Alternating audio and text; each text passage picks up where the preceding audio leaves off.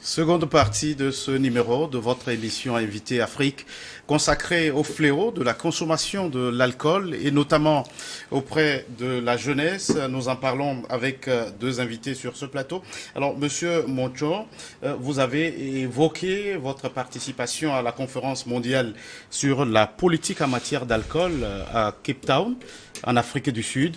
C'est dire que le sujet est d'une préoccupation mondiale. Tout à fait. Le sujet est vraiment d'une préoccupation mondiale.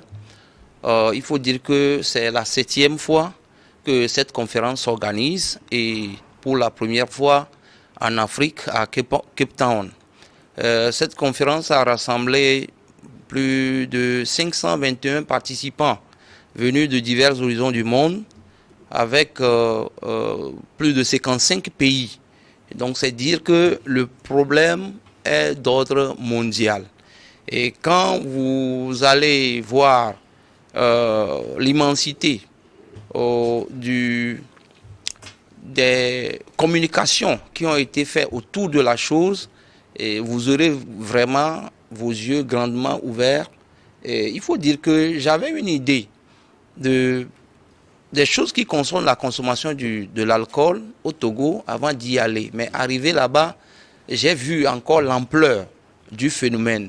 Et quand on dit que le cancer, qui est devenu une maladie assez courante, la majorité de ceux qui décèdent aujourd'hui par le cancer proviennent de la consommation de l'alcoolisme.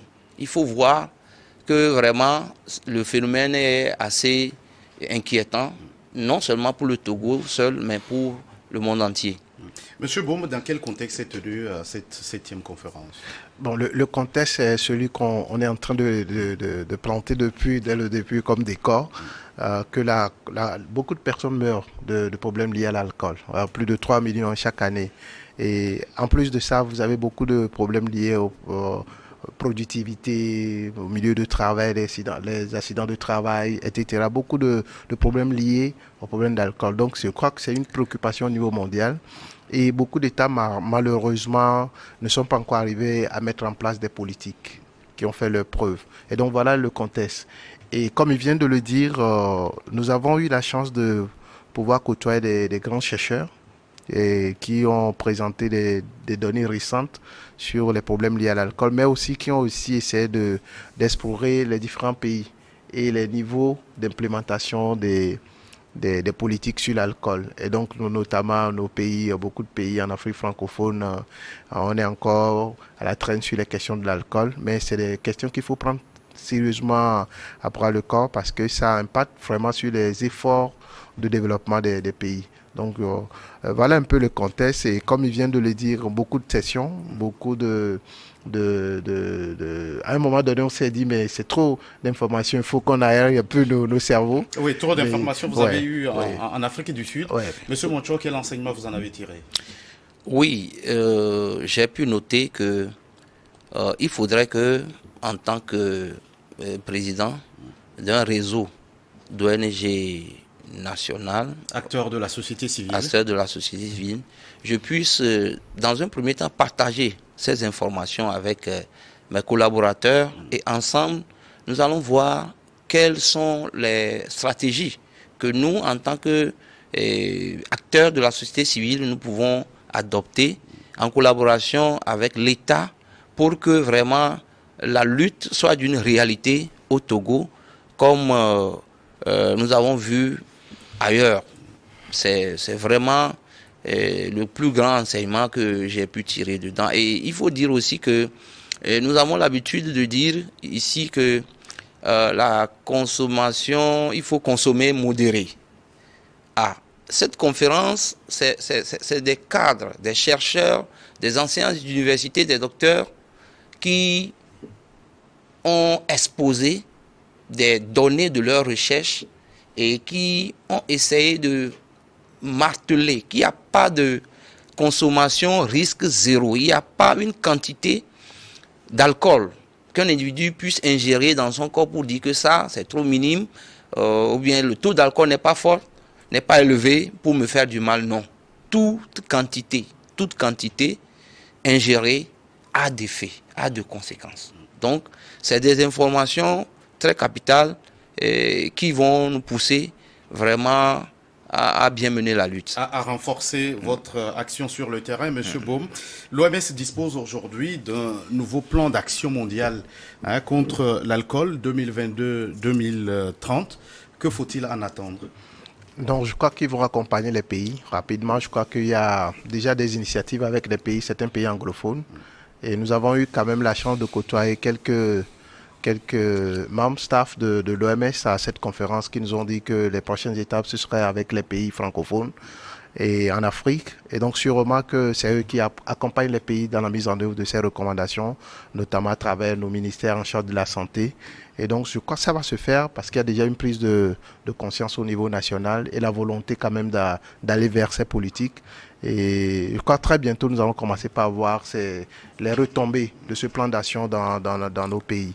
Et c'est le lieu aussi de remercier ces acteurs, ces partenaires qui accompagnent nos pays dans la recherche des solutions à nos différents fléaux, à ces différents fléaux qui vont malheureusement décimer nos populations. Alors, autre chose, c'est, comme il vient de le dire, c'est l'alcool, on pense que ce n'est pas important, c'est pas grave parce qu'on en consomme tout le temps. Et il vient de le dire, c'est l'une des informations qui m'a aussi bouleversé. Quand on m'a dit que, mais écoute, l'alcool est classé d'abord dans le premier groupe des causes du cancer. Donc, quand vous prenez les classifications de l'OMS, l'alcool est un facteur de premier groupe qui cause le cancer. Et l'alcool, quel que soit le niveau de consommation, n'est pas sans risque. Et donc ça, c'est des choses que nous avons rapportées à nos pays, mais aussi en tant que fonctionnaires travaillant avec la société civile, c'est de voir ensemble comment est-ce que nous pouvons mobiliser nos efforts pour accompagner les efforts du gouvernement à mettre en place ces politiques-là. Et nous avons, en tant que travaillant avec une institution du pays, j'ai vu la force de la société civile dans cette guerre. Et là, c'est pour ça que j'ai dit, mais au retour, j'ai parlé à mon collègue de vraiment voir avec l'ensemble des acteurs pour voir dans quelle mesure ils peuvent aussi mobiliser, fédérer leurs énergies pour pouvoir aider à faire avancer ces différentes recommandations de l'OMS sur notre territoire pour protéger notre jeunesse. Alors, M. Mochor, à part l'alcool qui est produit sur place, une bonne quantité est importée. Où vous pensez qu'il faut serrer la vis? Bien, il n'y a pas que au Togo que l'alcool qui se consomme est fabriqué. Il y a beaucoup qui viennent d'autres pays. Le service de la douane doit redoubler de vigilance. Et comme on l'avait dit, la recommandation de l'OMS, la méthode SAFER, demande aussi que un regard soit tourné vers la taxation. S'il y a une bonne taxation, je pense qu'on limite par là même l'importation. Aujourd'hui, les pays qui nous entourent ici, nos pays limitrophes, constituent une menace pour nous en matière du trafic de l'alcool frelaté. Il faut le dire aussi. L'alcool est certes mauvais, mais si c'est encore de mauvaise qualité, c'est fabriqué à base de n'importe quoi, et ça crée encore plus de dommages. Et donc, l'État doit être encore beaucoup plus regardant en ce qui concerne les trafics et même la préparation. Nous avons mené une activité dans la commune du Golfe, la commune de Bamouné 2. Et le maire a pris une initiative là-bas qui nous a vraiment impacté. Ils ont réuni tous ceux qui préparent l'alcool local, le sourabi, et ils ont constitué un syndicat. Ils ont des vigiles qui cherchent à dénicher tous les trafiquants de l'alcool frelaté, ou bien tous ceux qui fabriquent même l'alcool frelaté dans le milieu. Ils se sont constitués en syndicat pour lutter efficacement contre eux. C'est déjà une action que nous saluons beaucoup. Donc ces genres d'actions doivent être repliquées sur toute l'étendue du territoire et je pense que cela donnera un bon résultat. Monsieur Baume, renforcer le contrôle, c'est le mot d'ordre selon vous pour gagner le pari de la lutte contre la consommation de l'alcool? Oui, il faut renforcer le contrôle et en plus de renforcement de contrôle, il y a toutes les actions de sensibilisation. Vous savez, il y a une question sur laquelle on n'a pas mis suivant l'accent, c'est surtout la consommation de l'alcool par les femmes. Hein, c'est extrêmement important parce que ça commence là. Hein. Actuellement, de plus en plus dans les ménages, les femmes consomment à bas bruit. On ne sait pas qu'ils consomment à la cuisine, ils ont de l'alcool caché quelque part dans un coin avant de manger. Ça consomme. Malheureusement, une femme porteur de vie qui consomme de l'alcool prédispose déjà l'enfant qui va naître à des problèmes énormes, lié d'abord à son développement, à sa capacité de s'ouvrir à un environnement riche pour apprendre.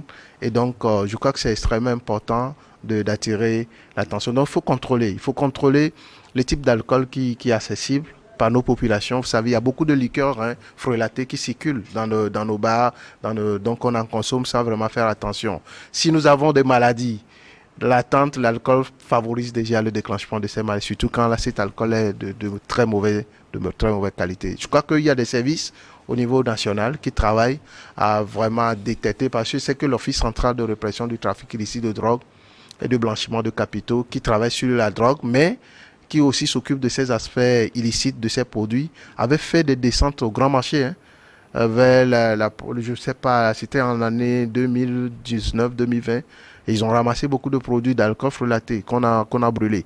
Et donc, je crois que c'est extrêmement important ce contrôle-là pour préserver la santé des populations. Mais au-delà du contrôle, il faut sensibiliser, il faut donner des informations sur et puis même dans les familles déjà, préserver les enfants à l'exposition de ces alcools. Et justement, ce que j'ai envie de poser comme question à M. Monchon, puisqu'on parle des mineurs, ça pose aussi le problème ou la responsabilité des parents. Qu'est-ce que vous avez envie de leur dire sur ce plateau? Oui, c'est le rôle premier des parents de prévenir leurs enfants quant à ce qui concerne la consommation des substances psychoactives. C'est ce que M. Baume a dit dès le début, que les parents ont un rôle très important à jouer dans la lutte.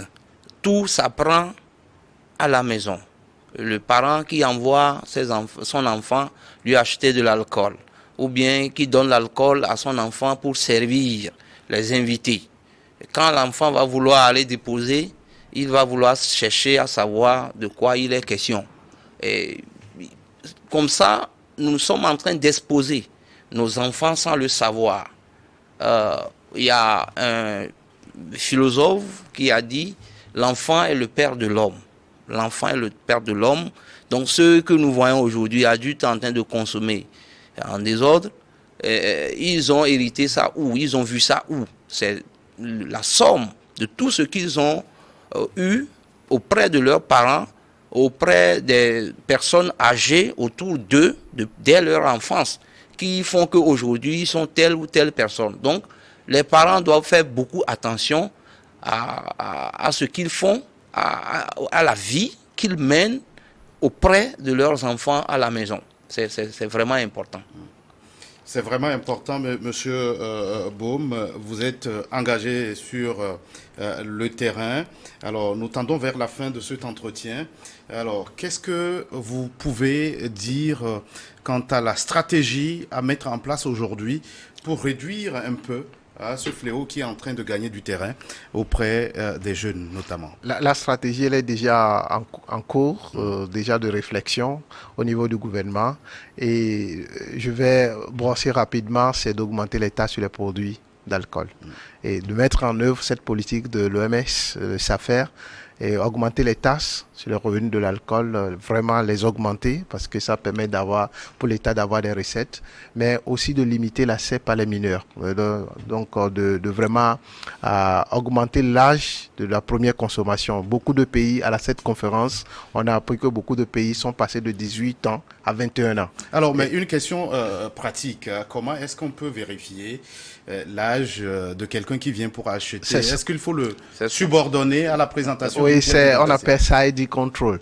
Donc, on contrôle les cas d'identité. Si ce n'est pas les cas d'identité, les cas scolaires, en Val, ça dit c'est la même chose. Donc, à chaque fois qu'un enfant vient, un sujet vient pour acheter de l'alcool, vous devez présenter une carte.